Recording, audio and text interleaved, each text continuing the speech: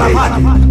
El 7F Ecuador ya decidió. Hay 2 finalistas y una sola decisión. Se viene la segunda vuelta y el futuro está en ti. Habrá debates, habrá combates y habrá disputas. Y uno que otro despistado. Aquí estamos para pensar entre todos y todas con un solo objetivo. Edificar una esperanza común. 7F Ecuador, por más democracia. Por eso decidimos crear 7F. Ecuador por más democracia. Pichincha Universal. El otro relato. ¡Este Ecuador amazónico! Yo soy un indio. ¡Viva la patria! El 7F Ecuador ya decidió. Hay 2 finalistas y una sola decisión. Se viene la segunda vuelta y el futuro está en... Comenzando con Janis Joplin, que hoy ha sido inspirada. Sí. ¿Qué tal, amigos oyentes? ¿Cómo están? Muy buen día. Una mañana un poco fría en la capital de los ecuatorianos, pero con todo el ánimo. Le comenzamos a echar leña al fuego y sobre todo a abordar las principales temáticas de esta coyuntura política, de esta coyuntura también electoral y por supuesto de esta coyuntura informativa. Les tenemos información de primera mano para que usted pueda sacar sus conclusiones. Así que por favor, súbale al volumen, póngale mucho cuidado. Y recuerde que nos puede seguir por la 95.3 en la capital de los ecuatorianos y la 94.5 en Santo Domingo de los Áchilas, el noroccidente de la provincia de Pichincha, Manabí y Esmeraldas. No hay en dónde perderse más que en la señal de Pichincha Universal. Pero como siempre no estoy solo, estoy muy bien acompañado de Carlita, la escurridiza, coronel. ¿Cómo estás, Carlita? Hola, mi querido Andresito, buenos días. Gracias también a quienes nos siguen en el mundo entero a través de www.pichinchacomunicaciones.com.es.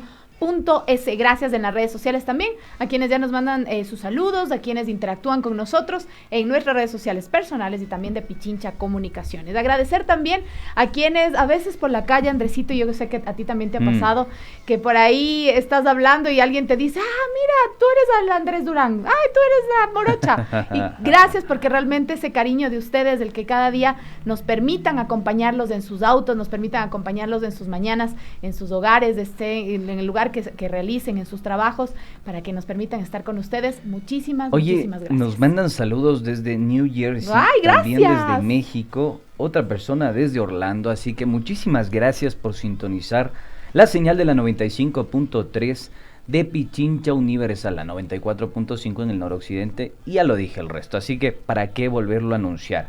Póngase pilas, Carla, porque hoy vamos a tener información de primera mano, como siempre lo decimos, y sobre todo iniciando con el segmento que más le gusta a la Carla después del pajarito azul. Después del pajarito azul. Después del pajarito azul. Hoy les vamos a contar también un pequeño extracto de nuestros queridos amigos los plumíferos. Mi pluma lo eligió. El Javier, el Pollito Ojeda y el Patito Peralta regresaron en su programa Mi pluma lo eligió desde este domingo pasado y estuvieron con Virgilio Hernández. Ahora conversaron. ¿Sabes sobre qué, mi querido Andrés? Y estuvo chistosísimo además y queremos compartirlo con ustedes. Si es que hay o no hay amargados políticos en el Ecuador. ¿Qué dices tú? ¿Hay algunos políticos que son amargados?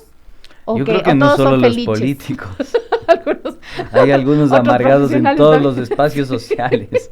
Veamos qué nos dijo Virgilio Hernández de Mi pluma lo eligió. ¿Tenemos políticos amargados ahora? Pero muchos. A ver, dos nombres. Ahí están dos nombres. A ver, ¿para qué vamos a ir más lejos? Como diría mi abuelita. Aquí. Hay que ver a Carondelet nomás, pues. O sea, sí hay la expresión de lo que es un político amargado. Es la amargura. ¿Sí? Es la amargura. Ya no solo es la amargura, es cómo se dejó enfermar por su propio odio. Entonces tú le ves, ya es transformado. Ya ni los chistes malos que antes solía contar cuenta. Claro, ya nada. Ya ni se los chistes. Sí, eran pésimos, ¿no? Una de las razones por las que renuncié efectivamente a los 3 meses es porque ya no le soportaba los chistes, ¿no? Y si uno ya no soporta los chistes de su ¿Te acuerdas algún chiste? No, ya es que eran tan pésimos. Chistes machistas. A ver, Virgilio, ¿qué un chiste? A ver. Misóginos. No, todo. puede ser. No. ¿Y no te tocó reírte alguna vez por compromiso? No, es que yo... En un al principio... Es que en el gabinete se reían, pero ya cuando uno empieza a hacer un rictus y dice, no, es mi obligación reírme, dicen, no, yo me tengo que ir. Claro, por lo tanto, a debe los ser. 3 meses, con quien efectivamente ahora es prefecta y con quien fue canciller, con Ricardo Patiño, nosotros dijimos, hasta aquí llegamos, buscamos otros compañeros. Muchos decían que estaban hartos, que querían irse. Finalmente nos fuimos los 3. Claro. ¿Sí? Pero ya no, porque ya uno tenía que reírse de esos chistes malos, chistes. estos chistes machistas, misóginos, totalmente homofóbicos, no, de todo. Entonces ya uno dice, no, ya, esto es demasiado. Y no le podían ¿Sí? decir como, bájale. No, Bájale pero un poco. ya uno decía, que ya le hacías cara de que, ¿qué es esto? No, pero ya era insoportable. Mi pluma lo eligió.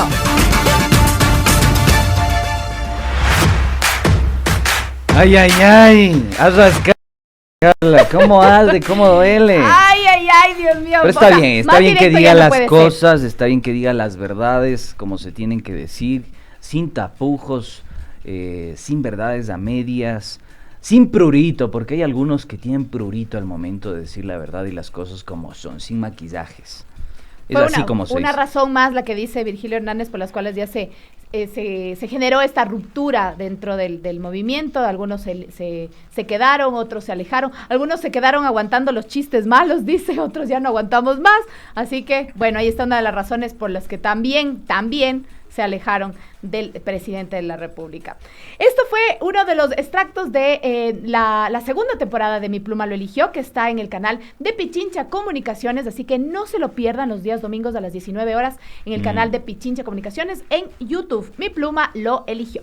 Póngase 11 si usted quiere estar informado y también ser partícipe, estar expectante de cómo nuestros amigos plumíferos despluman a los que ya Vinieron son electos recargados. en este proceso y a los candidatos a la presidencia y vicepresidencia que esperamos tenerlos también en este espacio. Pero así que póngale más leña al fuego, Carlita, y sigamos avanzando con nuestro segmento El Pajarito que más le gusta a la Carla Coronel. Póngase pilas. ¿Qué dice Larry? ¿Qué dice Larry?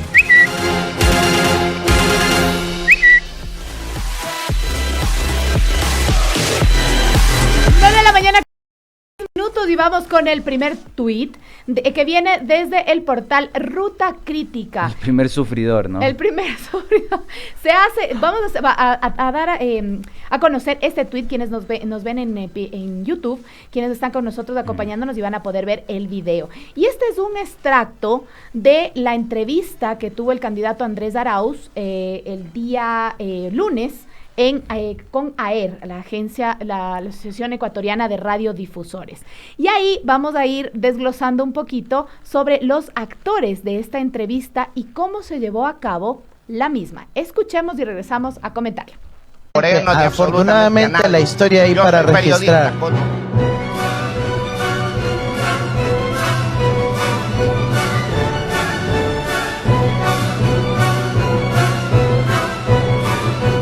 Soy periodista, tengo formación de periodista, estudié periodismo.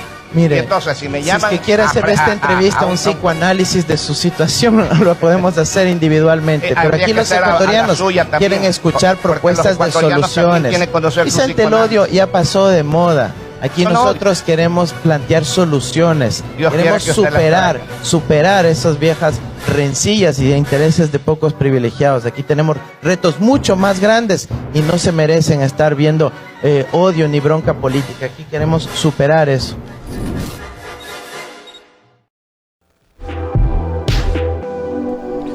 Ay, otra vez. Ay, otra vez. Le puso su tate quieto. ¿Qué piensa la gente? A ver. ¿Ustedes consideran, queridos oyentes, queridos amigos que nos siguen a través de las redes sociales de Pichincha Universal y Pichincha Comunicaciones, piensan que el candidato por la Alianza UNES le puso su tate quieto al señor @Dito? Comenten. Yo creo que sí. Para Yo que creo la que Carla, sí. para que la Carla dé papaya y podamos seguir hablando sobre esto. Oiga, recordemos además que el señor Vicente Arrobadito, que nos escucharon en este momento, le dice, ¿no? Y le saca en cara y le dice, yo soy periodista y he estudiado periodista. Pues al parecer se le ha caído del Cenecit el título porque no lo encontramos. Así que Sí, oye. no tiene título Estamos preocupados según por el eso. Cenecit. Eso dice, y de todas maneras me parece que... bueno, hagamos la entrevistado salvedad lo dice. y demos del beneficio de la duda, Sí, Carla. más No bien seamos sería tan bueno- malos, por favor. sería bueno decirlo, Le ¿no? damos el beneficio de la duda y le conminamos a que, por favor, inscriba su título de puede grado. ser que para no lo haya inscrito, nada más, para ¿no? que la CNSI lo registre en el sistema y que no se dé papaya, porque eso es importante mencionarlo. Por favor, estimado periodista Vicente @Dito, quien también es padre del secretario, del ex secretario de Comunicación, el señor Arroba. Fíjense ustedes que el señor Arroba tuvo una importante injerencia y participación en los hechos del paro nacional de octubre. Entonces digo, no es cualquier pelito de cochino, tiene una posición política, ideológica muy clara, y por eso también creo que la increpancia y la intolerancia con el candidato, ¿no? Son estos personajes y estos actores políticos que han practicado de manera sistemática el anticorreísmo, cuando estas elecciones evidenciaron que el correísmo y el anticorreísmo no explican lo que la ciudadanía está deseosa en sus necesidades, ¿no? Está deseosa de representar o de ser representada en sus necesidades.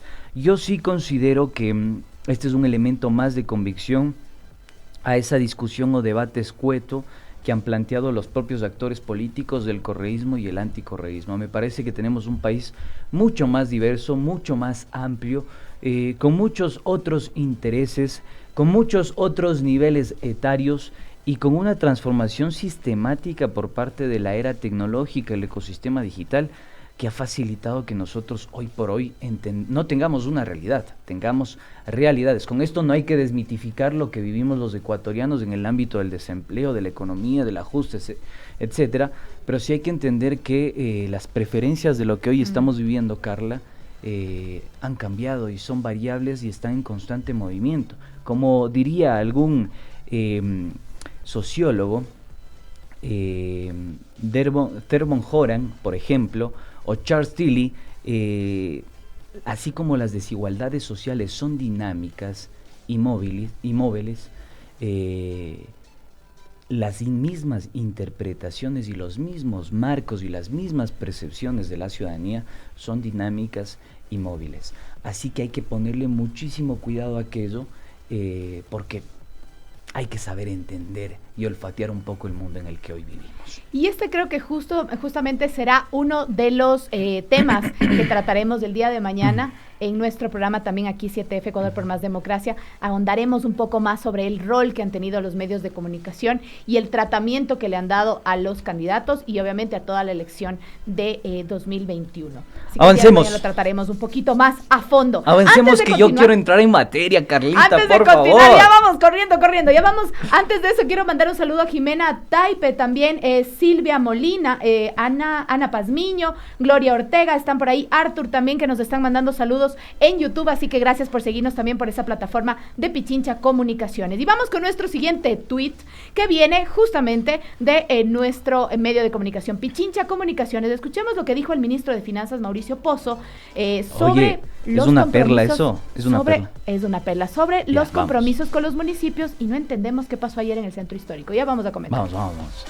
Obviamente hay ciertos valores por devoluciones de IVA y algunos compromisos que se están poco a poco cancelando, pero lo de fondo es que nosotros en este momento estamos al día. No les voy a decir que estamos pagando marzo, porque marzo primero no ha terminado, y febrero estamos terminando. Están al día en febrero. Estamos pagando a mes vencido, como es obvio, porque no es que la plata nos entre el primero, la plata va entrando poco a poco. ¿Los municipios están al día? Los municipios, las prefecturas y las juntas parroquiales correspondientes a febrero se están terminando de pagar muy probablemente esta misma semana, lo cual significa del mes anterior que estaríamos totalmente al día. Una derogación.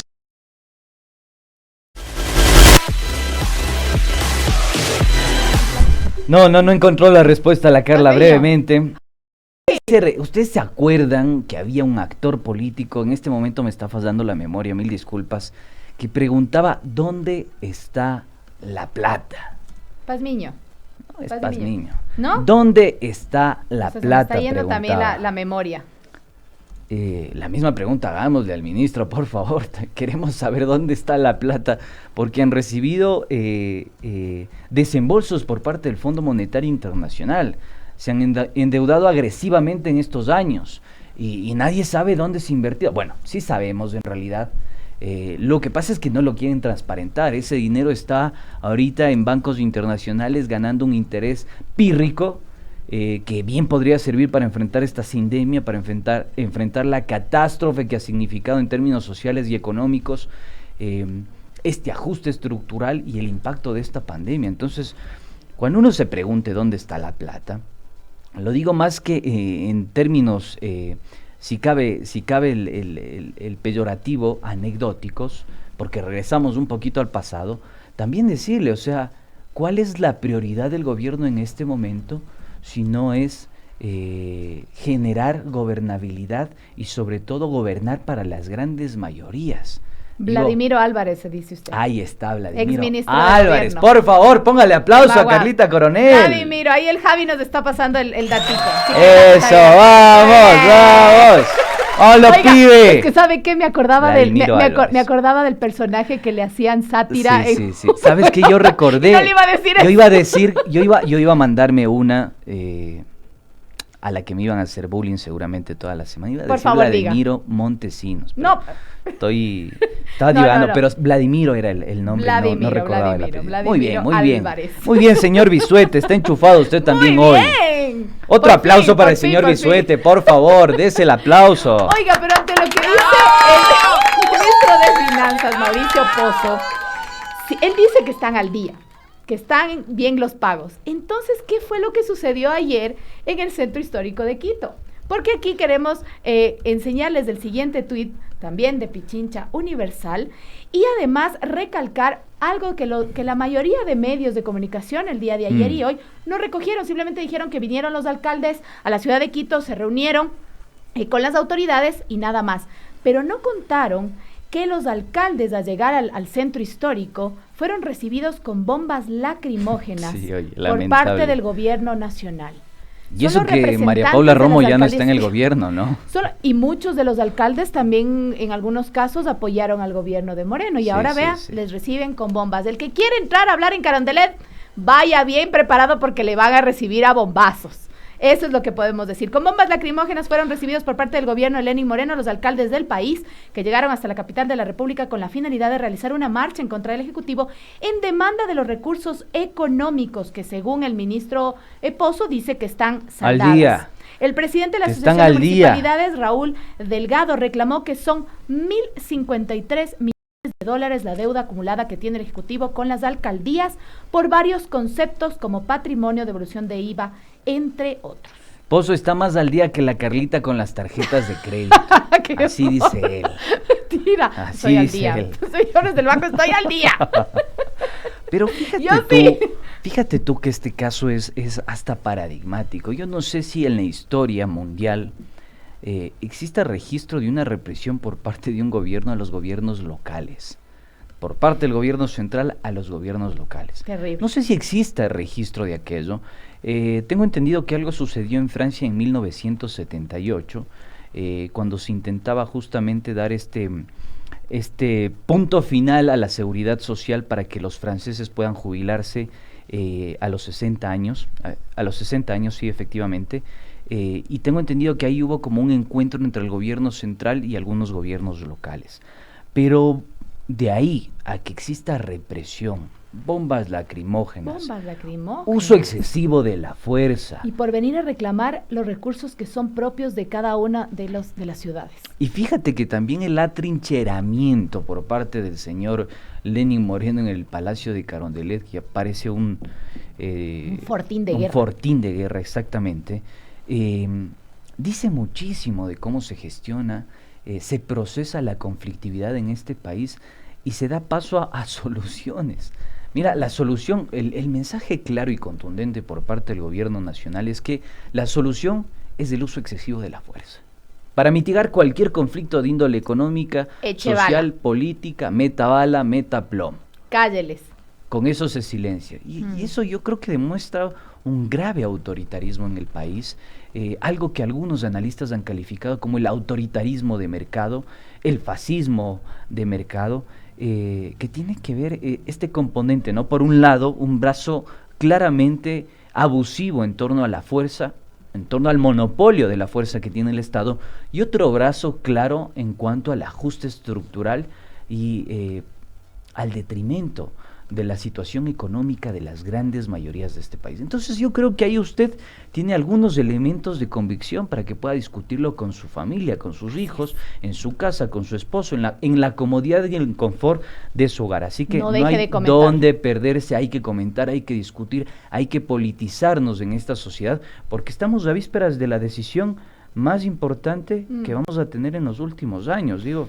Sí, señores. Creo que es importante. 11 de abril pasará a la historia. Y bueno, esto solamente es el reflejo de un gobierno que tiene una incapacidad de resolver problemas y de dialogar. Como al principio decía, el gobierno del diálogo, al parecer, el diálogo ha sido a bombazos. Es un poco la consigna. Yo no sé si tú recuerdas de algún pasaje de Napoleón Bonaparte en la historia mundial que en algún momento dijo: el Estado soy yo. El Estado soy yo. Con esta actitud agresiva, se está dando cuenta que el Estado básicamente es esta fuerza excesiva, este detrimento de la democracia y esta actitud que de alguna forma evidencia que se beneficia y se da privilegios a las grandes élites económicas del país. El Estado es Lenin Moreno y eso no termina de explicar los otros conflictos que están dentro de nuestra sociedad. Pero continuemos con las novedades que nos trae nuestro queridísimo pajarito azul de Larry. Y gracias al portal Tiempo Real tenemos urgente, dice Jaime Vargas, presidente de la CONAIE, saca los cueros al sol a Marlon Santi y a Pachacutic. Le recuerda que apoyaron a la presidenta del CNE, Diana Tamaín, a cambio del fondo partidario de $600,000. Pero escuchemos lo que dijo Jaime Vargas. Veamos. Hoy, y eso es malo cuando decimos, tú pusiste a la Diana Tamaín. Me puso a la Diana Tamaín, tú. Usted eres el culpable. Compañeros y compañeras, Jaime Vargas no pone solito. Hay resolución de las 3 regionales donde llegamos a acuerdos para apoyar a la compañera Diana Tamaín. Así están las resoluciones, compañeros y compañeras. No hay tal que a veces tal vez por el egoísmo, tal vez porque me cae mal, porque odio, ¿sí? Habíamos conversado, pues, compañero Marlon. Nos llamamos cuando dijimos, ¿qué va a pasar? ¿Apoyamos o no apoyamos a la Diana otra vez para que regrese? Porque estaba en transición o transitorio. ¿Y qué dijimos, Marlon? Dijimos, adelante, hay que apoyar, porque gracias a la Diana, pues, tienen fondo partidario ustedes, $600,000, creo. Ahí está, 400,000. ¿En qué hemos invertido? ¿Cuánto hemos fortalecido nuestras organizaciones? ¿Cuánta formación política hemos hecho?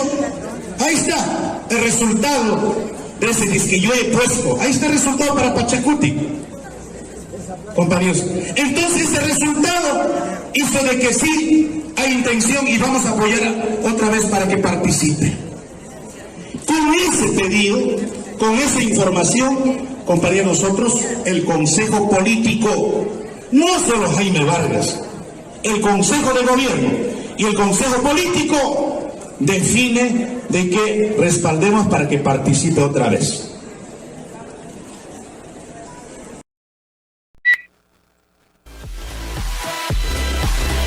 Otra vez. Otra vez, arrascay, como arde. Como cuando te das con el poquito de la mesa. Ay.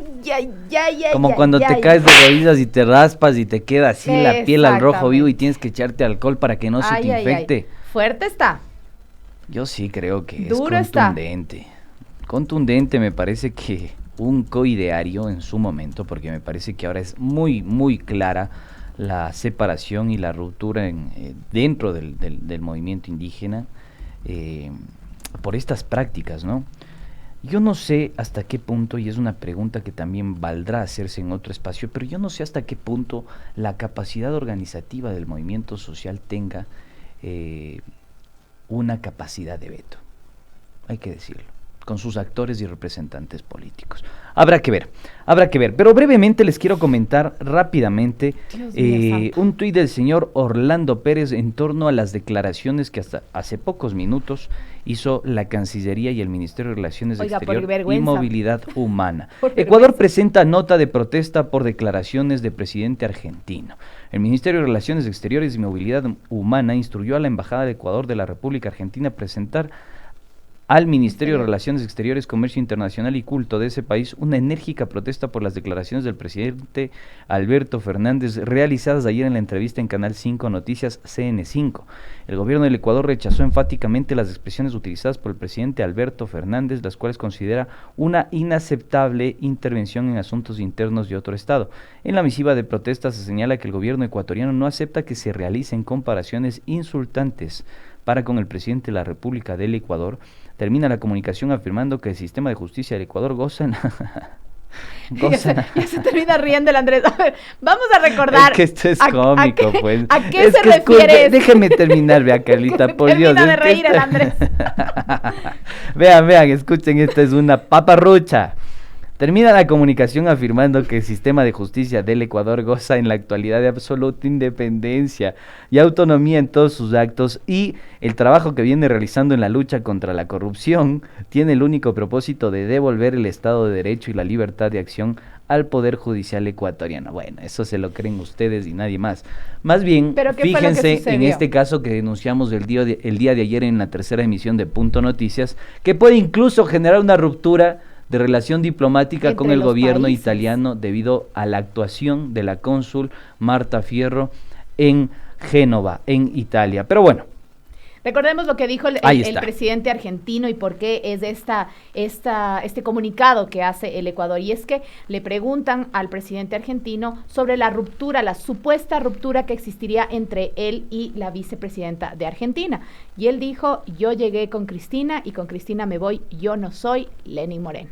Eso fue lo que dijo. Eso fue lo único, vea, ¿por qué se no resienten si es la verdad? Sorpresa, ni es secreto. O sea, ¿por qué se resienten si es la verdad? Imagínate que se dan el tiempo para generar un comunicado sobre esta cuestión, pero no hacen un barrido de la información de los principales diarios internacionales sobre lo que sucede hoy por hoy con Italia. Fíjense ustedes, ayer lo dijimos con el banderillero Acosta que anda por ahí. Dijimos muy claramente que los medios de comunicación italianos están muy preocupados sobre la situación diplomática con el Ecuador. No hay en dónde perderse. Se habla de una sustracción internacional de una menor, hija de un italiano. Y parece, insisto en esto, existe una presunta complicidad por parte de funcionarios de la embajada, del consulado de Génova, del consulado ecuatoriano en Génova. Así que yo creo que ahí deben preocupar. Ese es un tema importante, más allá de lo que diga cualquier otra autoridad. Bueno. Pero bueno, continuemos, que nuestro invitado ya está listo el día de hoy aquí con nosotros. 9 de la mañana con 36 minutos. Le vamos a dar ya la bienvenida a nuestro invitado, mi querido Carlitos Menango.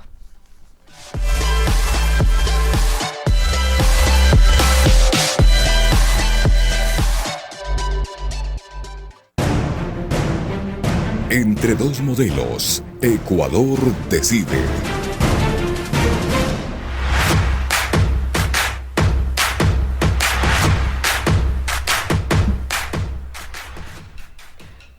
Con 37 minutos está con nosotros el señor Omar Maluk, ingeniero mecánico, profesor director fundador de SPAE y carrera de economía en la SPOL, decano fundador de la carrera de economía de la UES y magíster investigador de ESAN, PhD Ramón Llull en Barcelona. Quiero darle la bienvenida al señor Omar Maluk, también estadista, está aquí con nosotros y vamos a hablar justamente sobre el papel de las encuestadoras en estas elecciones 2021. Antes de dar paso a Omar, a quien le saludo cordialmente, quisiera leer un cuadro que muy amablemente nos facilitó la Facultad Latinoamericana de Ciencias Sociales.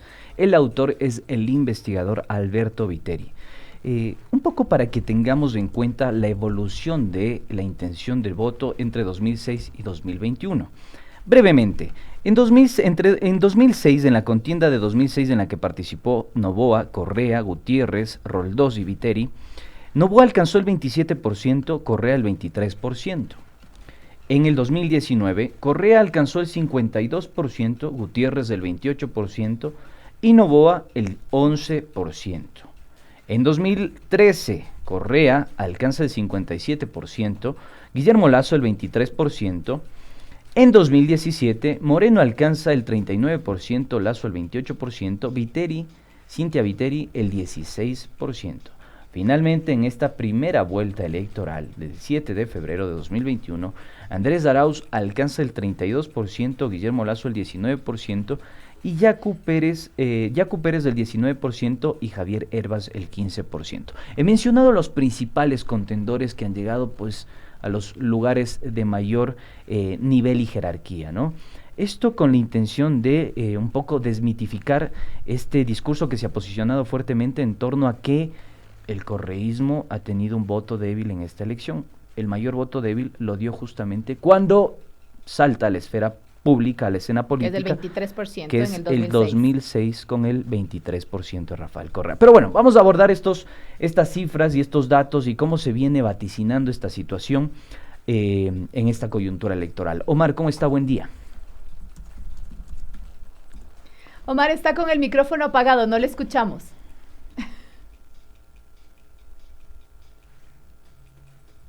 Ahí sí le podemos conectar al micrófono. ¿Me escuchan? Ahí sí le escuchamos, perfecto, fuerte y claro. Ya, bueno, gracias a Pichincha Comunicaciones, gracias a ustedes. Creo que la democracia, de alguna manera pataleando, pero saliendo adelante. Es claro, de referencia a los datos que usted ha entregado, es claro de que el correísmo tiene un voto duro, según mis cálculos, del 28%. Y toda esa campaña del voto útil anticorreísta que quiso captar Guillermo Lasso, no lo pudo captar gracias a que hubo otros candidatos como Yacu Pérez y Javier Herbas que pudieron captar toda esa cantidad de votos resentidos de los alvaristas, de la gente que quería votar por Álvaro Noboa, que llegaban a un 39% de votos válidos y que eran aproximadamente un 30% de la votación total. Entonces la gente, gracias a las encuestas, que es el tema de hoy, pudo estar bien informada respecto a cómo eran las tendencias electorales de cada candidato. Bien, Omar, hay algunas cuestiones que son necesarias y urgentes tratar. Primero le pido las disculpas, no nos presentamos, les saluda Andrés Durán y Carla Coronel, me acompaña, pero creo que sí es importante mencionar lo que le decía al comienzo de esta intervención, ¿no? Las encuestadoras cumplen realmente una función primordial en la democracia y en una contienda electoral, o se han convertido en lo que algunos analistas consideran operadoras políticas, agentes de inflación de imagen. ¿Cómo entender el rol que hoy ocupan las encuestadoras en esta contienda? Bueno, gracias. Primeramente, esta es la primera elección en que las encuestadoras tradicionales recibieron una paliza y los encuestadores no tradicionales hemos sido muy neutrales. Y no soy el único. De las 11 encuestadoras, 10 calculamos un promedio de 37% de intención de voto para Andrés Arauz. Yo fui el que estuvo más cerca en la votación de Guillermo Lasso, con el 21% de mi pronóstico. Pero esas 10 encuestadoras, no considerando ese dato que estuvo demasiado parcializada y que de alguna manera engañó a la gente, porque la gente quedó engañada de que había un empate técnico cuando no lo había. Entonces, las encuestadoras cumplimos un rol fundamental en la democracia, haciéndole ver al pueblo que su intención de voto no puede ir solamente como un voto útil a apoyar a dos mayorías, sino que pueden también discriminar, como lo hicieron con Yacu Pérez y como lo hicieron con Javier Herbas. Eso demuestra que las encuestadoras cumplimos un papel fundamental en orientar a la ciudadanía. Y fuimos 10 encuestadoras, no fue una, no que fue solo Omar Maluco, o Mercanálisis, o Comunicaliza, las que estuvieron cerca de los resultados, sino que también otras estuvieron cerca de los resultados. Y la que estuvo más lejos es la engreída de los medios tradicionales de comunicación, que luego de la elección, al que fueron a entrevistar fue a ese, al que falló. Teleamazonas, Canal 10, RTU, todas esas medios tradicionales de televisión, lo primero que entrevistaron ese día fue al que más falló. O sea, se convirtió en la estrella del análisis luego de las elecciones, un individuo que había fallado con Andrés Arauz con casi el 10% de diferencia. Omar, esto quiere decir, usted nos dice, por ejemplo, Sedatos nos engañó y la mayoría de las encuestadoras grandes fallaron en sus predicciones. ¿Esto podría decir entonces que las encuestadoras responden a intereses, que detrás del trabajo de las encuestadoras hay un interés determinado? Claro que sí. Le pongo mi ejemplo. En mi ejemplo no hubo ningún interés, porque a mí Álvaro Noboa me dijo, yo te conozco desde chiquito, sé quién es Omar Maluc, yo te pongo todos los gastos, yo confío en que lo que tú vas a gastar es lo correcto, y yo confío en lo que tú vas a hacer es lo correcto, nada más. Ni siquiera me dijo, cámbiame de puesto, o ponme tercero, ponme primero, no, nada, absolutamente nada. Fue una persona que actuó con una rectitud moral increíble, porque yo nunca sentí ninguna presión de él en las 6 encuestas que le hice durante 6 meses en todo el país. Pero yo estoy seguro que aquellas que cobran 60,000, 80,000, $100,000, en ese paquete de precios están incluidos honorarios adicionales por decir cosas que el candidato le interesa. Le voy a dar cifras. Una encuesta cuesta $3 por persona, cara a cara, ¿no? Ese es el costo total de la encuesta. Súmele los honorarios, que en mi caso fueron 0.50 centavos por encuesta. En la encuesta que hice 5,000, ahí sí me gané $1, que fueron $5,000. En la encuesta que hice 17,000, que fue la última, 17,000 encuestados, ya pues mi margen fue solamente de 30 centavos. Pero usted calcule que estos señores, por ejemplo, Sedato, hicieron 2.500 encuestas telefónicas y cobraron, según la planilla que presentaron por los medios de comunicación, pagado por Banco Guayaquil, como $70,000. Usted calcule que están cobrando, $30 por encuesta, cuando el costo es 3. Entonces, ahí en ese costo hay algo. Yo no quiero decir qué es lo que hay, pero yo presumo que ahí hay algo. O sea, algún tipo de presión por parte del candidato que paga. Yo primero quiero felicitarle, Omar, no sé, lo que nos acaba de decir es inédito en la historia informativa del país, porque acaba de precisar con datos y con absoluta transparencia los costos en los que se tiene que incurrir cuando se realiza una encuesta y digamos en contabilidad de costos, como se dice o se entiende vulgarmente, hay un claro margen y una clara diferencia.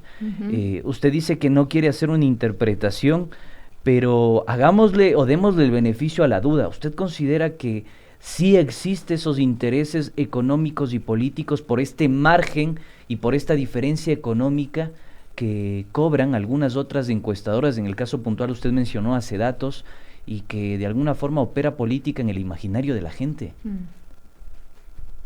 Yo creo que sí.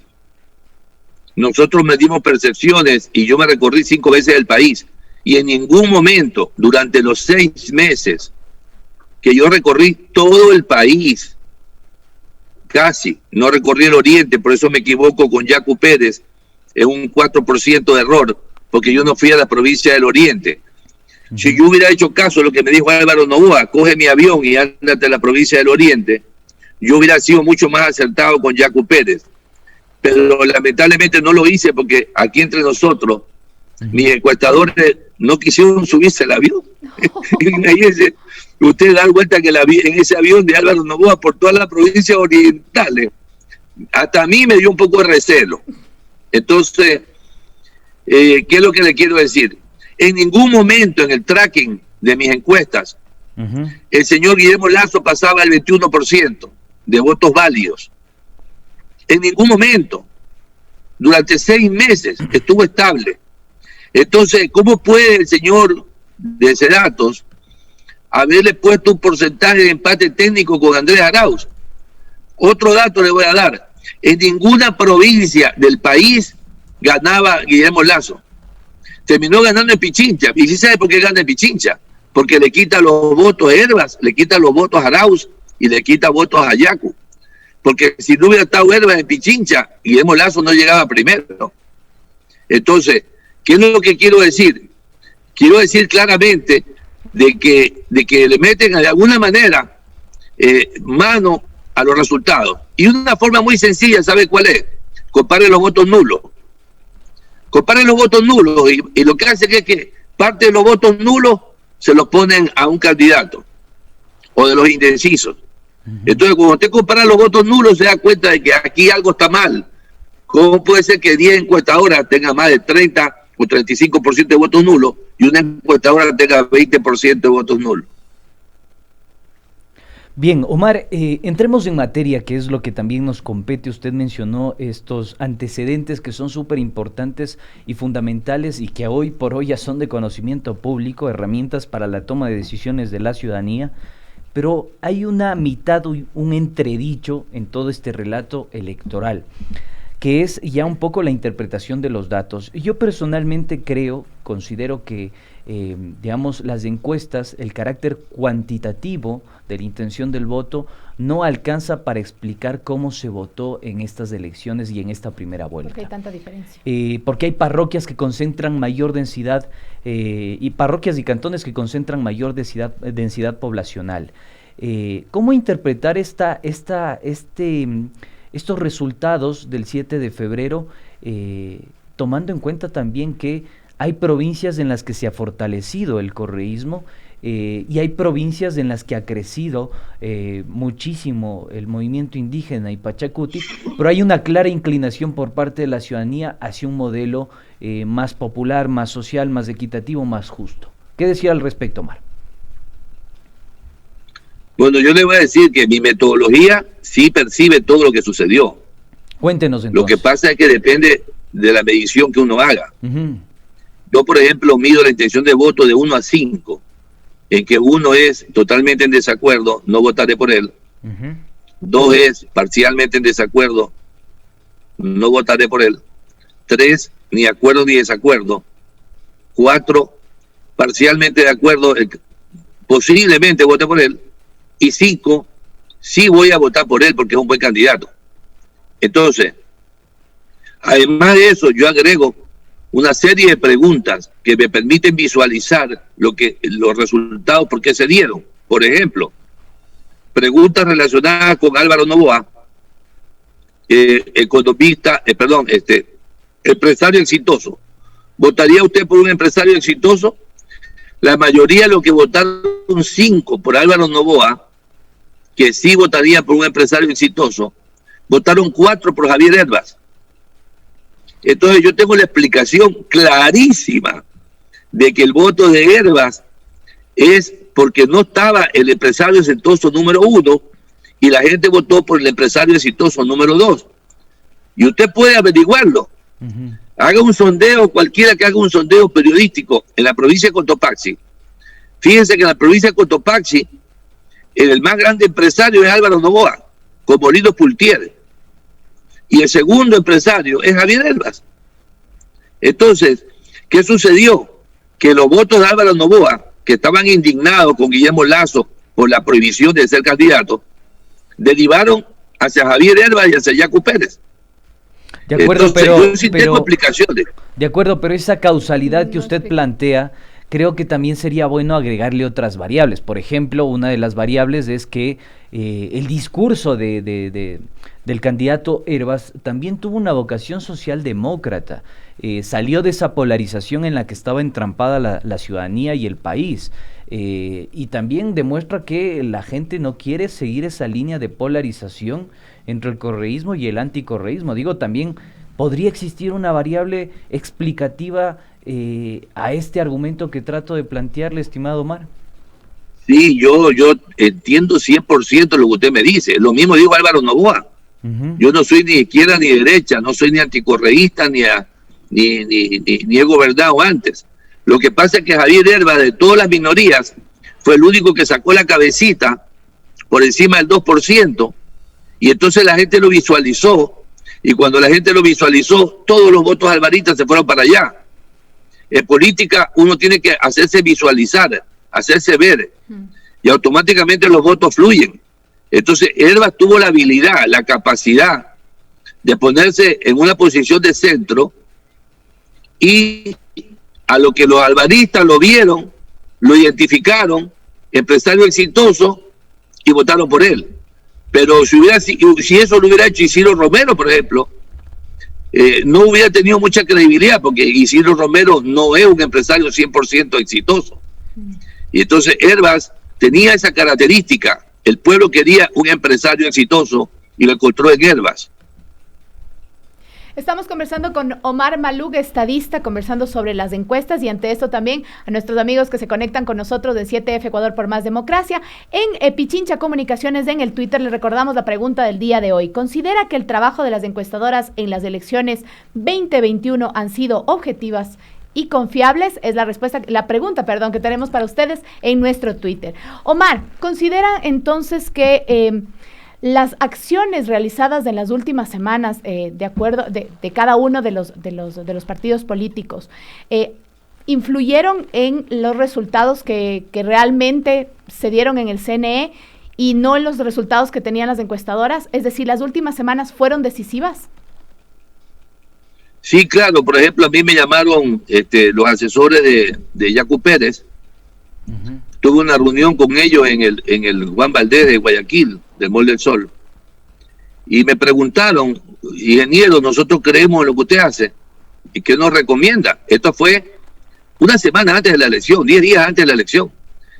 Creo que fueron 10 días antes de la elección. Y yo les dije: miren, ustedes tienen que ir a Manabí, Guayas, Los Ríos y Esmeraldas, porque ahí es donde están débiles. Ustedes no tienen que seguir atrás del voto de los indígenas, porque los indígenas van a votar por ustedes más de un 50%. Y ellos hicieron caso de mi recomendación, y fíjese usted que lograron subir su porcentaje de votación en esa provincia. Entonces, cuando las encuestadoras decimos algo, así no nos hayan contratado, el político tiene que observar lo que estamos diciendo, porque lo estamos diciendo por el bien de la sociedad. Nosotros nos ganamos una rentabilidad, un margen, pero si tenemos ética y principios y moral, estamos diciendo la mayoría, estamos diciendo la verdad. La minoría puede estar mintiendo, pero la mayoría estamos diciendo la verdad. Fíjense que hay una encuestadora que yo ni la conozco, que se llama Comunicaliza, que no sé de quién es, y fue tan acertado como yo. Entonces, mi respeto para esas encuestadoras que tuvieron buenos resultados y que no se dejaron llevar por don dinero. Estimado Omar, con esta pregunta cerramos este encuentro, esta tertulia. Yo recientemente tuve la oportunidad de escuchar una disertación en la Flaxo, en el Departamento de Sociología Política, digamos, presentada esta disertación por algunos colegas, algunos compañeros de este espacio, y planteaban algunos argumentos muy interesantes. Ellos decían que para esta segunda vuelta electoral claramente va a existir unos territorios en disputa, y decían que los territorios en disputa, en función de la evidencia empírica, de los datos, de las cifras, de lo que ellos habían recolectado del CNE, van a ser las provincias de Azuay y la provincia de Pichincha.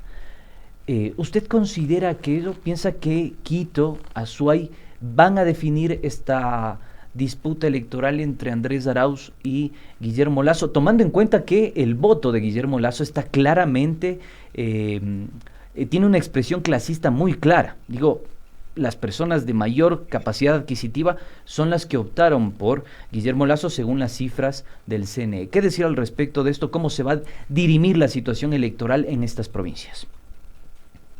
Hay territorios en disputa, y yo no solamente diría que son Azuay y Pichincha. Creo que Pichincha va a ser la más disputada de todas. Pero, por ejemplo, yo ya terminé de encuestar Guayaquil, hice 1.600 encuestas de Guayaquil. Las acabo de terminar recién, antes de ayer. Y en estos momentos estoy en Manta encuestando Manabí. En Guayaquil, en los suburbios no hay disputa. En los suburbios es 4-1. Gana Arauz. Ahí no hay disputa. Pero sí está disputando Lazo con Arauz las parroquias, como por ejemplo la parroquia Tarqui, lo que tiene que ver con Alborada, Sauce, Samane, Garzota, centro de Guayaquil. Ahí están disputando 1-1. Ahí hay disputa, son terrenos en disputa. Manabí, por ejemplo, tampoco hay disputa. Manabí es Arauz. Manabí es Arauz. Donde más tiene votos Guillermo Lazo es Jipijapa, que es la ciudad donde mejor le fue. Y Jipijapa está perdiendo 3-1. Y acabo de medirlo ayer. Entonces yo le estoy dando una primicia respecto a lo que está pasando en Manabí. Manabí va a ser a nivel de provincia total 3-1. Ahora, Azuay va a tener mucha disputa. ¿Por qué? Porque el candidato mayoritario, que casi llegó al 50% de la votación de la provincia de Azuay, Cañar, Chimborazo, Tungurahua es el de mayor disputa también. Esa provincia tiene muchos votos, Yacu Pérez. Y todavía hay mucha incertidumbre. Los votos de Yacu Pérez en Guaya, en los suburbios, están yendo a Andrés Arauz. Pero en la clase media están yendo donde Guillermo Lazo. Los votos de Yacu Pérez en Manabí están yendo donde Andrés Arauz. No sabemos, yo no sé todavía, porque recién pasado mañana voy a Azuay. ¿A dónde están yendo los votos de Yacu Pérez en Azuay? Porque yo te hago una pregunta, yo estoy haciendo en el imaginario suyo, suponga que hay 3 candidatos y lo pongo a Yacu Pérez. Y luego le digo, ahora suponga que ya no está Yacu Pérez, y vuelvo a hacer la pregunta. Entonces yo, con mi encuesta, estoy midiendo cómo se van, a dónde se van los votos de Yacu. Claro, el endosamiento. Sí, es una pregunta muy creativa la que he hecho, porque estoy capturando a dónde van los votos de Yacu. Yo pienso que en Azuay van a estar bien divididos, igual que en Guayaquil. La clase media se va a ir con Lazo, y los votos de Yacu de la clase baja van a tender a ir un poco más a donde Andrés Arauz.